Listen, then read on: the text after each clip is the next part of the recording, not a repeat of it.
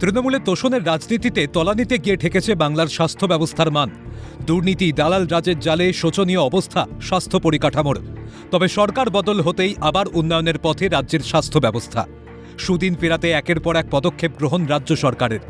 ইতিমধ্যেই কলকাতায় আদানি গ্রুপের আন্তর্জাতিক মানের বেসরকারি হাসপাতাল তৈরির কথা ঘোষণা করেছেন মুখ্যমন্ত্রী শুভেন্দু অধিকারী। এবার আরও এক হাসপাতাল তৈরি হতে পারে বলে ইঙ্গিত দিলেন রাজ্যসভার সাংসদ শ্রমিক ভট্টাচার্য।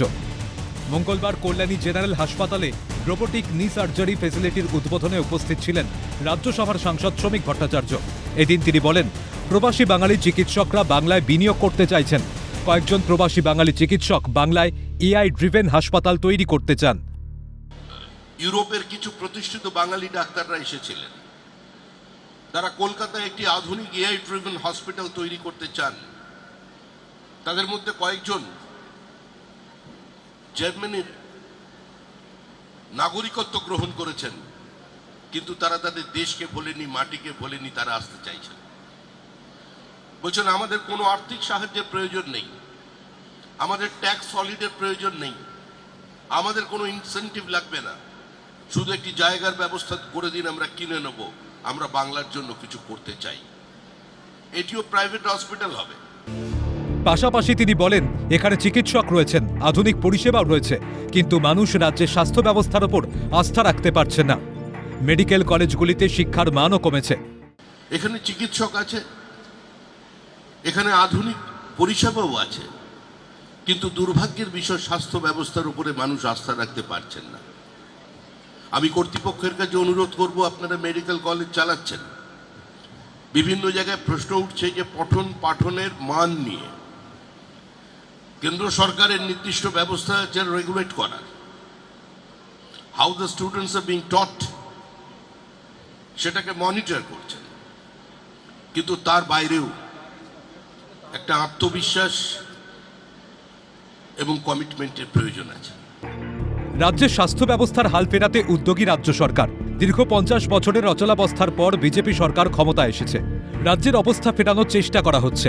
স্বাস্থ্যমন্ত্রী শারদত্ত মুখোপাধ্যায় অক্লান্ত পরিশ্রম করছেন। তবে শুধু সরকারি অবস্থার হাল ফেরালে হবে না, আরও বেসরকারি উদ্যোগও দরকার, জানান রাজ্যসভার সাংসদ শ্রমিক ভট্টাচার্য। কিন্তু সর্বোপরি আমাদের যিনি স্বাস্থ্যমন্ত্রী আছেন, একজন প্রথিতযশা অঙ্কোলজিস্ট ডক্টর শারদত্ত মুখোপাধ্যায়, তিনি অক্লান্ত পরিশ্রম করে চলেছেন অবস্থা ফেরানোর জন্য। কিন্তু আমি আবার বলছি, শুধু সরকারি অবস্থার হাল ফেরালে চলবে না, আমাদের আরো প্রাইভেট এন্টারপ্রিনারশিপ চাই। পাশাপাশি কল্যাণী জেনারেল হাসপাতালের প্রশংসা করেন রাজ্যসভার সাংসদ শ্রমিক ভট্টাচার্য। কম খরচে মানুষ ঘরের কাছে নি সার্জারি সুবিধা পাবেন বলে জানান তিনি। যে রোবোটিক নি সার্জারির যে পরিষেবা উদ্বোধন হলো, তাতে কিন্তু সাধারণ মানুষের যথেষ্ট সুবিধা হবে। এবং বিজেপির রাজ্য সভাপতি শ্রমিক ভট্টাচার্য যেটা স্পষ্ট করে জানালেন যে এখানকার রোগীদের আর এই রোবোটিক নি সার্জারির জন্য অনেক দূরে যেতে হবে না, এখানেই তারা নিজের জেলার মধ্যে, নিজেদের হাসপাতালের মধ্যে কম খরচে কিন্তু এই রোবোটিক নি সার্জারি করাতে পারবে।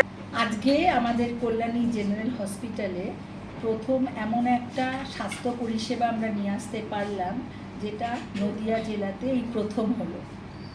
এটা হচ্ছে আপনার রোবোটিক নি সার্জারি।